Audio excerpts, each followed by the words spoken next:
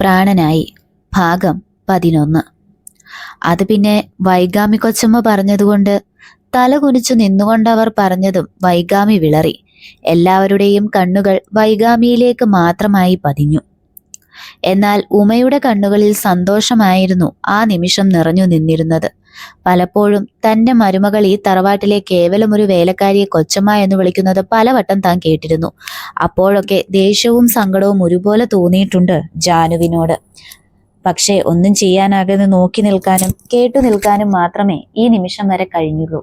എന്നാൽ ഇന്ന് അവൾക്ക് അധികാരമുള്ളത് നേടിക്കൊടുക്കാൻ അവളിൽ അവകാശമുള്ളവൻ തന്നെ മുന്നിട്ടിറങ്ങിയിരിക്കുന്നത് അവരിൽ വല്ലാത്തൊരു സന്തോഷം നിറച്ചു. അപ്പോൾ വൈഗാമി തമ്പുരാട്ടിയാണ് കോവിലകത്തിൽ തറവാട്ടിലെ എല്ലാ കാര്യങ്ങളും തീരുമാനിക്കുന്നത് അല്ലേ? അടുക്കളയിൽ നിൽക്കുന്നവരെ കൊണ്ടും പിന്നെ ഈ തറവാട്ടിലെ ജോലി ചെയ്യുന്ന എല്ലാവരെയും കോവിലകത്തിൽ മൂത്ത കൊച്ചുമകന്റെ ഭാര്യയെ കൊണ്ട് തന്നെ നിങ്ങൾക്ക് കൊച്ചമ്മ എന്ന് വിളിപ്പിക്കണം അല്ലേ? നീ ഇത് എന്തൊക്കെ അറിഞ്ഞിട്ടാ കാർത്തി ഈ പറയുന്നത്? എന്താ നിനക്ക് പറ്റിയത്? നിനക്കിപ്പോൾ ഈ അടിച്ചുകളിക്കാരിയോട് എന്താ ഇത്ര സ്നേഹം? ഇത്ര നാളില്ലാത്തൊരു സംസാരം എവിടെ നിന്ന് വന്നു നിനക്ക്? 1 മാസം മുന്നേ ഇവിടെ ഈ വീട്ടുമുറ്റത്ത് കൊണ്ടുവന്ന് വലിച്ചെറിഞ്ഞിട്ടിട്ട് പോയതല്ലേ നീ ഇവളെ? എന്നിട്ട് ഇത്ര നാളില്ലാത്ത എന്ത് സ്നേഹമാ ഇപ്പോൾ ഈ ഒരു ദിവസം കൊണ്ട് നിനക്ക് അവളോട് പൊട്ടിമുളച്ചത്? ഇവളെ ഇതിനു മാത്രം ചേർത്ത് പിടിക്കാൻ അവളോട് നിനക്ക് എന്ത് ആത്മാർത്ഥതയും എന്ത് അവകാശവുമാണുള്ളത്? പെട്ടെന്നൊരു സുപ്രഭാതത്തിൽ നിനക്ക് ഇവളെ ഇഷ്ടമാകുമെന്ന് ഞങ്ങൾ ആരെങ്കിലും കരുതിയോ? അല്ലെങ്കിൽ തന്നെ ഇന്നലെ വരെ ഇവൾ ഇവിടെ എങ്ങനെ കഴിഞ്ഞു എന്ന് പോലും നോക്കാത്ത നീ ഇപ്പോൾ എന്തിനാ ഇവളുടെ കാര്യങ്ങൾ ഇടപെടാൻ ശ്രമിക്കുന്നത്? അല്ലെങ്കിൽ തന്നെ വെറുമൊരു അടിച്ചുതളിക്കാരിയെ മരുമകളായി ഈ വീട്ടിലിട്ട് കയറ്റേണ്ട കാര്യമൊന്നും കോവിലകത്തിൽ തറവാട്ടുകാർക്കില്ല. അതിന് നടക്കാനും പോകുന്നില്ല. എല്ലാം തങ്ങളുടെ കൈകളിൽ നിന്നും കൈവിട്ടു പോവുകയാണ് എന്ന് മനസ്സിലാക്കിയ വൈദേഹി അവസാന അടവ് എന്ന പോലെ എല്ലാവർക്കും മുന്നിൽ വെച്ച് ഈ വാക്കുകൾ മുന്നോട്ട് വെച്ചു. അതിനെ എതിർക്കാൻ അവനു പക്കൽ ഇനി ഒന്നും ഉണ്ടാവില്ല എന്നായിരുന്നു അവരുടെ മനസ്സിൽ. എന്നാൽ ആ നിമിഷം അവരുടെ ആ വാക്കുകൾ കാർത്തിയിൽ ഒരു ഇടിമുഴക്കം ഉണ്ടാക്കിയെങ്കിലും ഇപ്പോൾ താൻ പതറിയാൽ അതൊരു പക്ഷേ ഈ നിൽക്കുന്ന പാവത്തിനെ വീണ്ടും ദ്രോഹിക്കാൻ ഒരു കാരണമാക്കിയെടുക്കും ഇവിടെയുള്ളവർ എന്ന് ഉറപ്പുള്ളത് കൊണ്ട് തന്നെ യാതൊരു ഭാവവ്യത്യാസവും ഇല്ലാതെ പുച്ഛത്തോടെ അവൻ അവരെ നോക്കി. ഇതൊക്കെ പറയാൻ മേൽപ്പാട്ടെ വൈദേഹി വിജയരാഘവന് എന്ത് അവകാശമാണുള്ളത്? നിങ്ങൾ ഇനി ഈ തറവാട്ടിൽ ശബ്ദം ഉയർത്തേണ്ട കാര്യമുണ്ടെന്ന് എനിക്ക് തോന്നുന്നില്ല. അതിനിവിടെ മറ്റു പലരും ഉണ്ട്. ഇനി എന്തെങ്കിലും ശബ്ദമുയർത്തി പറയണമെങ്കിൽ അത് മേൽപ്പാട്ട് തറവാട്ടിൽ ചെന്ന് പറയാം. ഇവിടെ ശബ്ദമുയർത്താനുള്ളവരും ഇല്ലാത്തവരും എല്ലാം ഇവിടെ തന്നെയുണ്ട്. അല്ലാതെ കുശുമ്പും കുഞ്ഞായ്മയും മാത്രം കോവിലകത്തിൽ തറവാട്ടിൽ വന്ന് പറയേണ്ടതില്ല. പുച്ഛത്തോടെ കാർത്തി പറഞ്ഞതും വൈദേഹിയുടെ മുഖം ഇരുണ്ടു. അതുപോലെ തന്നെ യാതൊരു ദയയും ഇല്ലാതെ നോക്കുന്ന മറ്റുള്ളവരെ കണ്ടതും അവർ അവസാന നാടകം എന്ന പോലെ വലിയൊരു കരച്ചിൽ പുറത്തേക്ക് കൊണ്ടുവന്നു. വലിയൊരു പൊട്ടിക്കരച്ചിലോടെ അവർ ഓടി ശങ്കരനാരായണനും വൈഗാമിക്കും മുന്നിൽ വന്നു നിന്നു. അച്ഛാ, അമ്മേ, നിങ്ങളൊന്നും കേൾക്കുന്നില്ല ഇവൻ എന്നെ പറയുന്നത്? ഞാൻ പുറത്തു നിന്നുള്ളവളാണത്രേ. എനിക്ക് ഇവിടെ ഒന്നും പറയാൻ അവകാശമില്ല എന്ന്. അങ്ങനെയാണോ നിങ്ങളും പറയുന്നത്? ആണോ? എനിക്കിവിടെ ഒരവകാശവും ഇല്ലേ? എന്തൊക്കെയാ കാർത്തി നീ വിളിച്ചു പറയുന്നത്? ഈ വേലക്കാരിക്ക് വേണ്ടിയാണോ നീ നിന്റെ അപ്പച്ചിയെ പോലും തള്ളി പറയുന്നത്? അവൾ പുറത്തു നിന്നുള്ളവളാണ് എന്നാണോ നീ പറഞ്ഞു വരുന്നത്? വൈഗാമി തന്റെ മകളുടെ കണ്ണുനീര് കണ്ട ദേഷ്യത്തിൽ അവനോട് ചോദിച്ചതും അതൊന്നും തന്നോടല്ല എന്ന ഭാവത്തിൽ നിന്നു കാർത്തി. സ്വന്തം തറവാട്ടിലെ തന്നെ അസ്ഥിവാരം തോണ്ടാൻ ഇറങ്ങിയിരിക്കുന്ന ഇവരെ പോലുള്ള സ്ത്രീകളോട് ഇതൊക്കെ തന്നെയാണ് പറയേണ്ടത്. പലപ്പോഴും ഈ തറവാട്ടിലെ സ്വസ്ഥത നശിപ്പിച്ചിരിക്കുന്നത് ഈ ഒരു സ്ത്രീ മാത്രമാണ്. അത് നിങ്ങൾക്കും ഇരുവർക്കും മാത്രമാണ് അറിയാത്തതുള്ളൂ. സ്വന്തം മോൾക്ക് വേണ്ടി എന്ത് ചെറ്റത്തരവും ചെയ്യാം എന്നുള്ള അവസ്ഥയിൽ നിൽക്കുന്നവരാണിവർ. അത് പറയുന്നതിന്റെ ഇടയിൽ കാർത്തിയുടെ കണ്ണുകൾ നേത്രയിലേക്ക് പാളി വീണു. അവന്റെ ആ നോട്ടത്തിൽ പോലും വിളറി വെളുത്തു നിന്നുപോയി അവൾ. കണ്ടില്ലേ അമ്മ ഇവൻ എന്തൊക്കെയാ പറയുന്നത് എന്ന്? ഞാൻ എന്റെ മോൾക്ക് വേണ്ടിയാണ് ഇതൊക്കെ ചെയ്തു കൂട്ടുന്നത് എന്ന്. പിന്നെ ഇവൻ പറഞ്ഞതൊക്കെ നേരാ. പണ്ട് എന്റെ മോൾക്ക് ഇവനോട് ചെറിയൊരു സ്നേഹം ഉണ്ടായിരുന്നു എന്നുള്ളത് സത്യമാണ്. അതിനുവേണ്ടി അവൾക്ക് ഞാൻ നിന്നിട്ടുമുണ്ട്. അതുകൊണ്ടാണല്ലോ ആ ഗായത്രിയെ ഈ വീട്ടിൽ കയറ്റാതിരുന്നത്. പക്ഷെ അതിനു പ്രതികാരം എന്ന പോലെ ഒരു അടിച്ചുകളിക്കാരിയെ ഇവൻ ഈ തറവാട്ടിലേക്ക് വിളിച്ചുകൊണ്ടു വന്നപ്പോൾ എന്നോടും പിന്നെ നമ്മളോടുമുള്ള വാശിക്കാണെന്ന് ഞാൻ കരുതി. ഇവൻ ഇവളെ വേണ്ട എന്ന് കരുതി ഇവളായി തന്നെ ഇവിടെ നിന്ന് ഒഴിഞ്ഞു പോകട്ടെ എന്ന് വിചാരിച്ചല്ലേ നമ്മൾ ഈ കണ്ട പണി മൊത്തം ഇവളെ കൊണ്ട് ചെയ്യിപ്പിച്ചത്. എന്നിട്ട് ഇപ്പോൾ നമ്മ കുറ്റക്കാരും ഇവൻ നല്ല പിള്ളയുമായി. വെറുപ്പോടെയും വിദ്വേഷത്തോടെയും തന്നെ നോക്കുന്ന കുടുംബക്കാരുടെ മുന്നിൽ നിന്നും എങ്ങനെയും തന്റെ ഭാഗം വ്യക്തമാക്കണം എന്ന് ഉറപ്പിച്ചുകൊണ്ട് വൈദേഹി പറഞ്ഞതും എല്ലാവരുടെയും കണ്ണുകൾ കാർത്തിയിൽ പതിഞ്ഞു. അല്ലെങ്കിൽ തന്നെ ഞാൻ അങ്ങനെ ചിന്തിച്ചതിൽ എന്താ തെറ്റുള്ളത്? എപ്പോഴെങ്കിലും നീ ഇവളെ ഞങ്ങൾക്ക് മുന്നിൽ വെച്ച് ഇങ്ങനെ ചേർത്ത് പിടിച്ചിട്ടുണ്ടോ? എന്തിന്? ഇവളുടെ മുഖത്തേക്ക് പോലും നീ നോക്കിയിട്ടില്ല. അങ്ങനെയുള്ളപ്പോ ഞാനും അമ്മയും അച്ഛനും ഒക്കെ എന്താ വിചാരിക്കേണ്ടത്?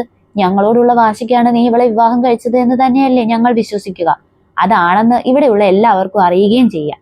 എന്നിട്ടിപ്പോ നീ ഇങ്ങനെ ഓരോന്ന് വന്നു പറയുന്നതിന്റെ കാരണം പറഞ്ഞാ മതി. വൈദേഹിയുടെ ചോദ്യവും സംസാരവും എല്ലാം കാർത്തിയിൽ ആഴത്തിൽ പതിയുന്നുണ്ടായിരുന്നു. അവർ പറയുന്നതെല്ലാം സത്യമാണെന്നും അവൻ അറിയാമായിരുന്നു. എങ്കിലും അത് പുറമേ പ്രകടിപ്പിക്കാൻ അവന്റെ ഉള്ളിലോ അഹങ്കാരമോ അല്ലെങ്കിൽ അതിനു മുകളിൽ അവന്റെ വ്യക്തിത്വം സമ്മതിച്ചിരുന്നില്ല. അവിടെ നിൽക്കുന്ന ഓരോരുത്തർക്കും മനസ്സിലാകുന്നുണ്ടായിരുന്നു വൈദേഹി പറഞ്ഞതെല്ലാം സത്യമാണെന്നുള്ളത്. എന്നാൽ അവരുടെ തന്റെ നേരെയുള്ള കുറ്റപ്പെടുത്തൽ പോലുള്ള നോട്ടം ഉൾക്കൊള്ളാനാകാതെ അവൻ മുഖം തിരിച്ചു. ഒപ്പം ഇനി എന്തു പറഞ്ഞും തനിക്ക് ജയിക്കണമെന്ന ചിന്ത അവനിൽ നിറഞ്ഞു. സമ്മതിച്ചു, നിങ്ങൾ പറഞ്ഞതൊക്കെ സത്യമാ. നിങ്ങളോടൊക്കെയുള്ള ഒരു വാശിപ്പുറത്താണ് ഞാൻ ഇവളെ വിവാഹം കഴിച്ചത്. എന്നാൽ എനിക്ക് ഇവളെ വേണ്ട എന്ന് തോന്നുന്ന ആ നിമിഷം തന്നെ ഇവളെ എനിക്ക് ഉപേക്ഷിക്കാൻ അറിയാം. അല്ലാതെ നിങ്ങളെപ്പോലെ ഓരോന്ന് പറഞ്ഞു 10 പേരെടുക്കേണ്ട പണി ഒരാളെ കൊണ്ട് ചെയ്യിച്ച് തറവാട്ടിൽ നിന്നും എങ്ങനെയെങ്കിലും ഇറക്കി വിടുകയോ മതിയാക്കി പറഞ്ഞു വിടുകയോ അല്ല ഞാൻ ചെയ്യുക.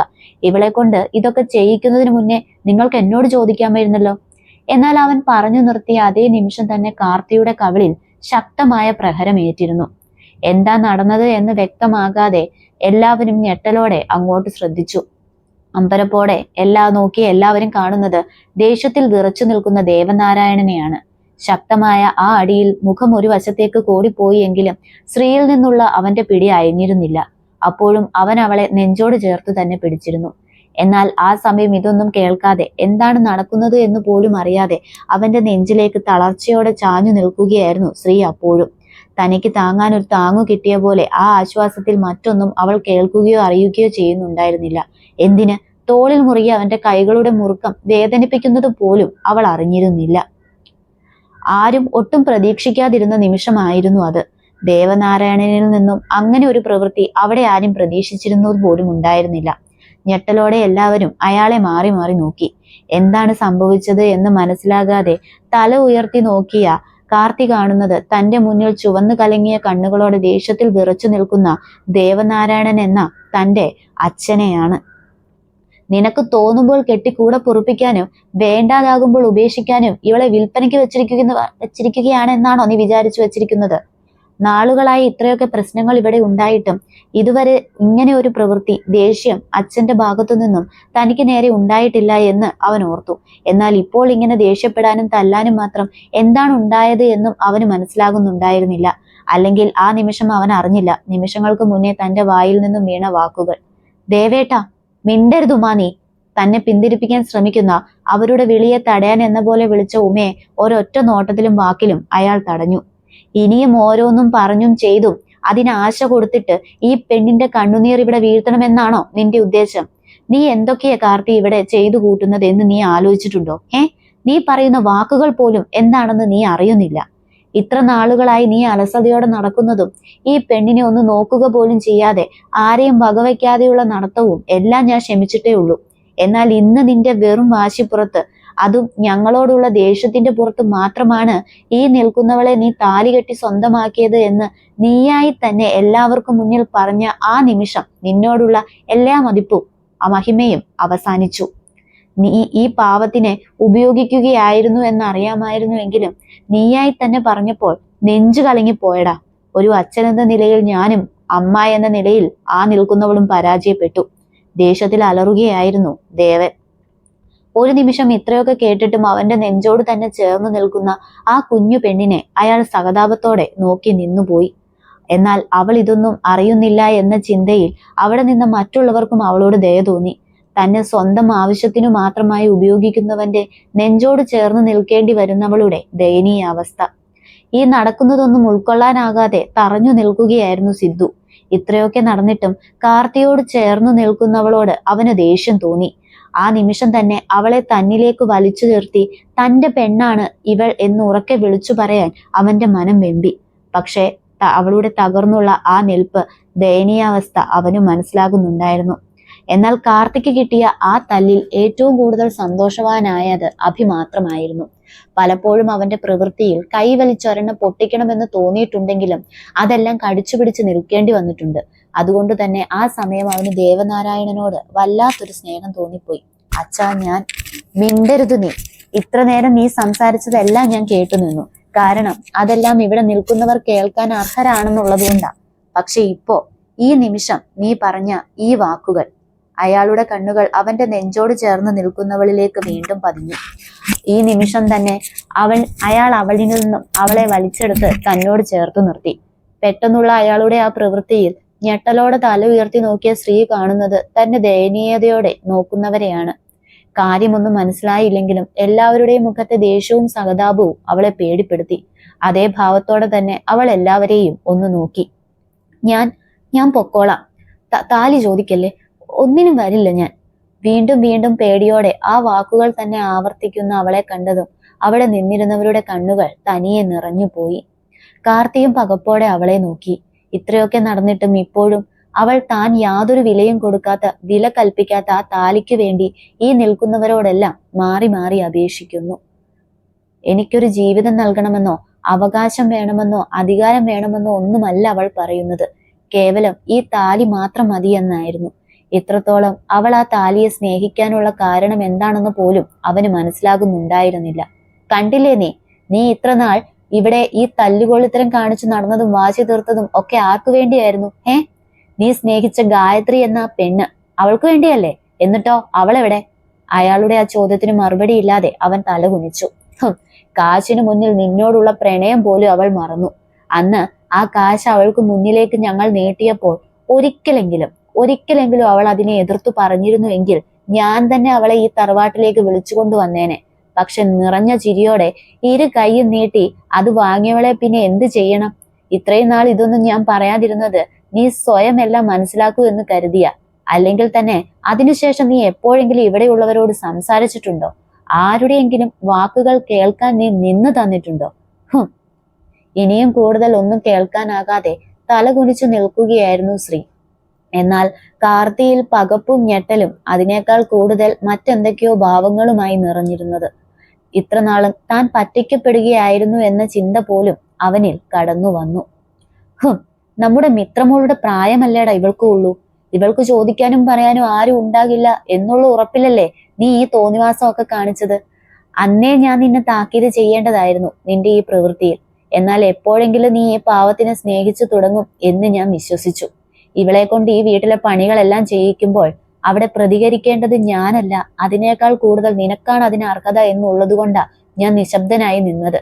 എങ്കിലും ഇടപെടേണ്ടിടത്തൊക്കെ ഞാൻ ഇടപെട്ടിട്ടുമുണ്ട്. ആ നിമിഷം റാമിന്റെ കൈകളിൽ നിന്നും തന്നെ പൊതിഞ്ഞു പിടിച്ച ദേവന്റെ ഓർമ്മയിൽ ശ്രീ അയാളെ നന്ദിയോടെ നോക്കി. ഇന്ന് നീ ഇവിടെ പ്രതികരിച്ചപ്പോഴും ഞാൻ സന്തോഷിച്ചു. പക്ഷെ നിന്റെ വാക്കുകൾ തോന്നുമ്പോൾ കെട്ടി കൂടെ കൊണ്ടുകൊണ്ട് നടക്കാനും അല്ലാത്തപ്പോൾ നിനക്ക് ഇറക്കി വിടാനും ഇവളെന്താ നിന്റെ കളിപ്പാട്ടം വല്ലതുമാണോ?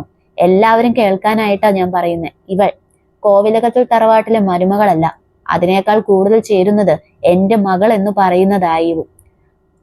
കാർത്തിയെ നോക്കി ഒന്ന് പുച്ഛിച്ചുകൊണ്ട് അതും പറഞ്ഞുകൊണ്ട് ദേവനാരായണൻ മറ്റുള്ളവർക്ക് നേരെ തിരിഞ്ഞു. ഇന്നലെ വരെ എങ്ങനെയായിരുന്നു എന്നെനിക്കറിയണ്ട, പക്ഷെ ഇന്നു മുതൽ ഇവളെ പന്ത് തട്ടി കളിക്കാനും ആർക്കും ജോലി ചെയ്തു കൊടുക്കാനും കൊച്ചമ്മ എന്ന് വിളിപ്പിക്കാനും ഇവളെ ഞാൻ വിട്ടുകൊടുക്കില്ല. എന്റെ മകളാണിവൾ. അതിന്റെ എല്ലാവിധ അവകാശവും അധികാരവും ഇവൾക്ക് ഈ വീട്ടിലുണ്ടാകും. വാക്കുകൾ കൊണ്ടോ നോട്ടം കൊണ്ടോ പോലും ഇവളെ നോവിക്കാൻ ഞാൻ ആരെയും അനുവദിക്കില്ല. ഉമ, ഹായ് ഏട്ടാ. ഞാൻ എടുത്ത തീരുമാനത്തിൽ നിനക്കെന്തെങ്കിലും അഭിപ്രായ വ്യത്യാസം ഉണ്ടോ? ഈ തീരുമാനത്തിൽ എനിക്ക് അഭിപ്രായം ചോദിക്കേണ്ടത് നിന്നോട് മാത്രമാണ്. ഇത്രനാളും ഞാൻ മിണ്ടാതിരുന്നത് ഇവനിൽ നിന്നും എന്തെങ്കിലും പ്രതികാരം ഉണ്ടാകുമോ എന്നറിയാൻ വേണ്ടിയായിരുന്നു. അതെന്തായാലും കിട്ടി. ഇനി ഒന്നും പറഞ്ഞിട്ട് കാര്യമില്ല. നിറഞ്ഞ കണ്ണുകളോടെ തല കുനിച്ചു നിൽക്കുന്ന ആ കുഞ്ഞു പെണ്ണിനെ ചേർത്ത് പിടിച്ചുകൊണ്ട് അയാൾ ചോദിച്ചതും ഇല്ല എന്ന പോലെ അവർ തലയാട്ടി. ദേവാ. ഇതൊന്നും ഉൾക്കൊള്ളാനാകാതെ ശങ്കരനാരായണൻ ഉറക്കെ വിളിച്ചതും ദേവൻ അയാൾക്ക് നേരെ തിരിഞ്ഞു. അച്ഛന് മകനെന്ന നിലയിൽ എന്റെ പേരിൽ എന്ത് തീരുമാനവും എടുക്കാം. എന്നാൽ എന്റെ മകന്റെ ജീവിതത്തിൽ തീരുമാനമെടുക്കാനുള്ള യാതൊരു അവകാശവും അധികാരവും അച്ഛനില്ല. അമ്മയോടും കൂടിയാ ഞാൻ ഈ പറയുന്നത്. പിന്നെ നേത്ര, ഹാ അമ്മാവ, ഈ നിൽക്കുന്നവനോട് മറ്റൊരു രീതിയിലുള്ള ഇഷ്ടം എന്തെങ്കിലും നിനക്കുണ്ടെങ്കിൽ അത് ഇവിടെ വെച്ച് ഈ നിമിഷം അവസാനിപ്പിച്ചേക്കണം. മറ്റൊരു രീതിയിൽ ഇനി ഞാൻ കേൾക്കേണ്ടി വന്നാൽ അന്ന് എന്റെ പ്രതികരണം ഒരു പക്ഷെ ഇങ്ങനെ ആയിരിക്കില്ല. രൂക്ഷമായ നോട്ടത്തോടെ ദേവൻ പറഞ്ഞതും പേടിയോടെ നേത്ര അയാളെ നോക്കി തലയാട്ടി. മിത്ര, ഹാ വല്ലിച്ച, ഇവളെ അകത്തേക്ക് കൊണ്ടുപോ. അത് കേട്ടതും മിത്രയും ആര്യയും ശ്രീക്ക് അരികിലേക്ക് വന്ന് അവളെ ചേർത്ത് പിടിച്ചു. എന്നാൽ ഒന്നും മനസ്സിലാകാതെ പകപ്പോടെ ശ്രീ എല്ലാവരെയും നോക്കി. നടക്കുന്നതും കേൾക്കുന്നതും ഒന്നും അവൾക്ക് ഉൾക്കൊള്ളാൻ കഴിയുന്നുണ്ടായിരുന്നില്ല. അവളുടെ കണ്ണുകൾ പേടിയോടെ നാലുപാടും അലഞ്ഞു. അത് കണ്ടതും ഉമയും അവർക്ക് അരികിലേക്ക് വന്ന് അവളെ തന്നോട് ചേർത്തു പിടിച്ച് മിത്രയ്ക്കും ആര്യയ്ക്കുമൊപ്പം മുറിയിലേക്ക് നടന്നു. സത്യത്തിൽ ആ വീട്ടിൽ ആരെങ്കിലും ദയോടുകൂടി അവളോട് സംസാരിച്ചിരുന്നുവെങ്കിൽ അത് ഉമ മാത്രമായിരുന്നു. അതുകൊണ്ട് തന്നെ അവരോടൊപ്പം യാതൊരു സങ്കോചവും കൂടാതെ അവൾ നടന്നു.